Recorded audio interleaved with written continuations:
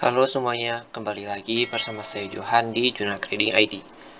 Jadi pada kesempatan video kali ini, saya akan coba bahas kembali untuk update dari pergerakan XAUUSD ya.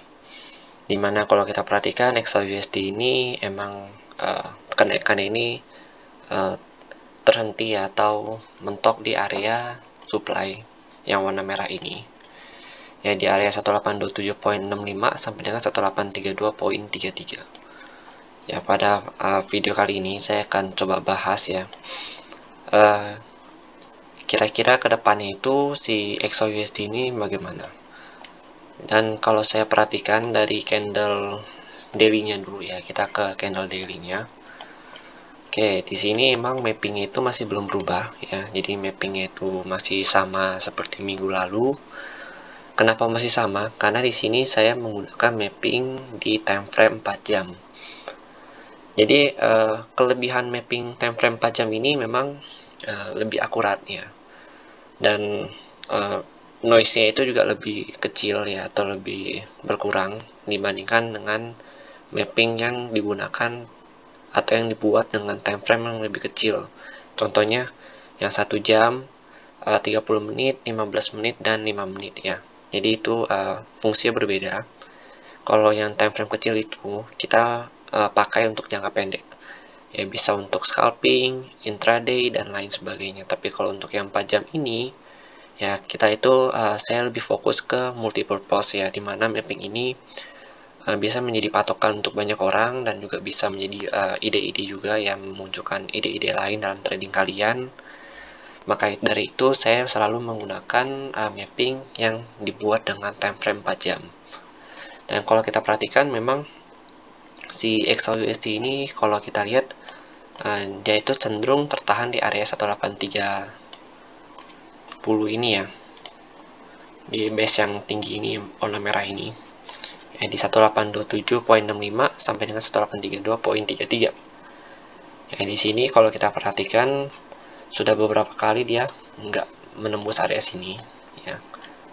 Ini juga udah saya ingatkan berkali-kali ya, di dalam video yang sebelum-sebelum juga udah saya ingatkan bahwa ketika sudah sampai di area ini kita harus fokus ke sell selama belum ditembus ya, selama belum ditembus. Tapi kalau udah ditembus ya, kita harus wait and see dulu ya, apakah harga itu lanjut naik atau dia itu turun kembali. Takutnya ya, ketika dia udah menembus seperti ini nih, ini kan dia nembus ya, dia nembus, dia naik kembali ke atas. Maka dari itu kita harus perhatikan dulu. Dan kalau misalkan dilihat dari daily-nya, ini itu udah 1, 2, 3 ya, 4, 5, 6, udah 6 kali percobaan untuk menembus area ini ya. Jadi dia coba lagi pada tanggal 31 Desember gagal, dicoba lagi di tanggal 3 Januari gagal lagi, turun banyak ya, lalu dicoba lagi ya, akhirnya di reject juga ya, dia turun lagi, coba lagi, dan akhirnya masih di reject lagi ya. Kalau saya perhatikan, karena candle daily-nya ini masih di close di area demand ya, ini kan area demand ya, belum ditembus ya kalau secara daily-nya, maka kemungkinan besar dia akan coba untuk lanjut lagi naik ke atas ya, untuk melakukan retest kembali di area supply yang warna merah ini ya, di 1827.65 sampai dengan 1832.33. Dan di area di area supply ini kan ada garis yang warna hitam ya. Kalau kalian perhatikan, hampir di setiap area supply atau demand itu ada garis warna hitam ya, garis horizontal gitu.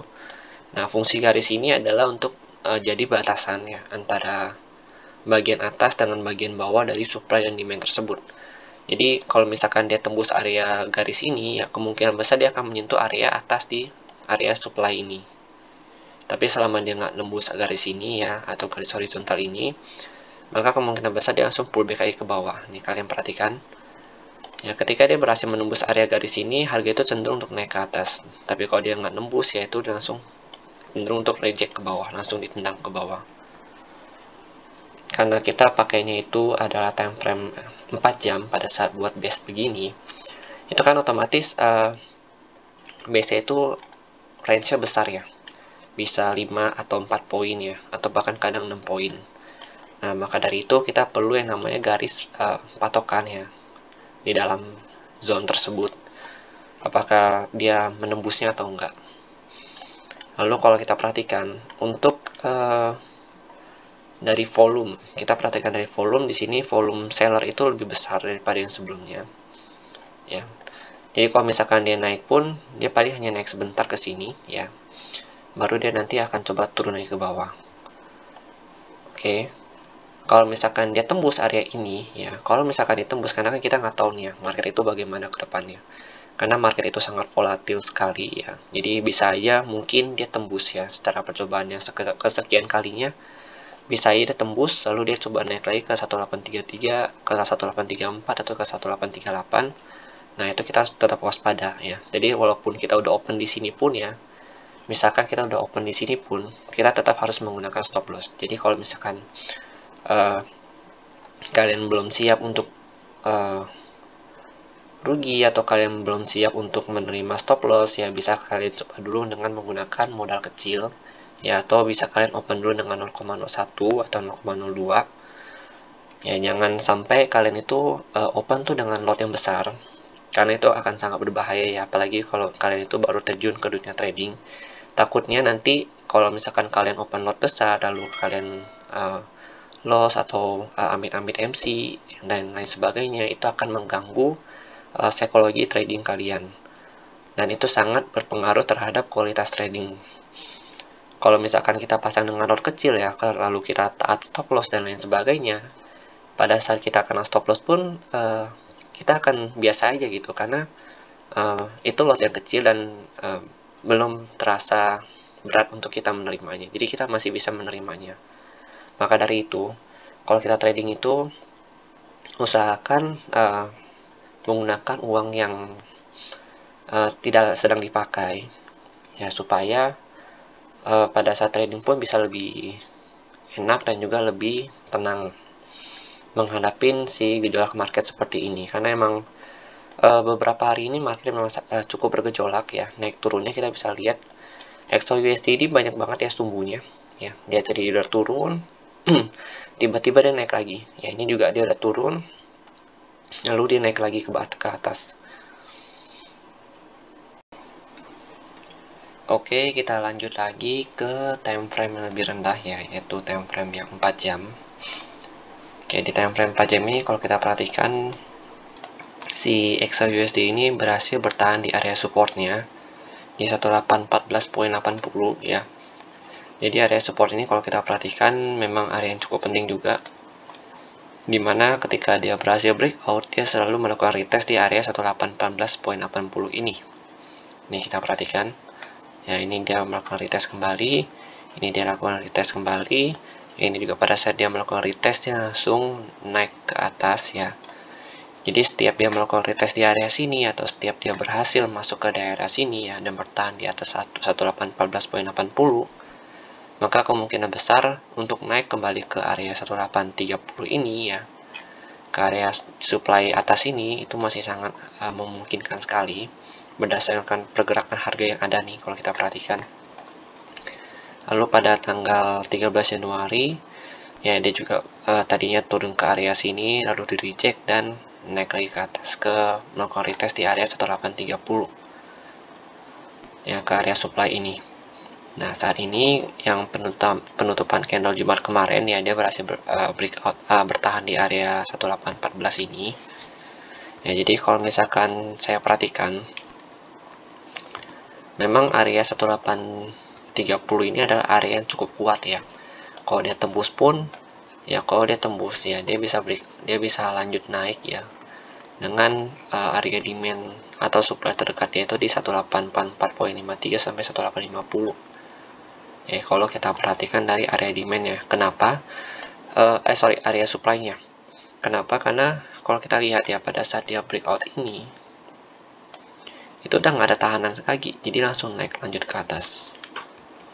Ya, jadi ini emang nggak ada tahanan ya, tahanannya itu hanya di area 1838 ini, ya, sama di 1834.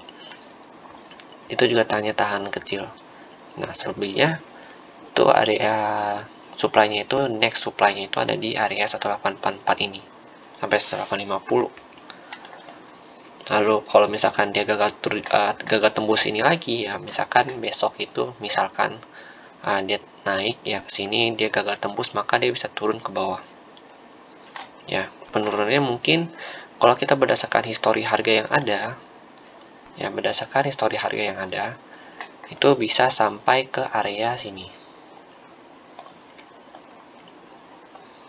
1793.94 ya, sampai dengan 1800-an.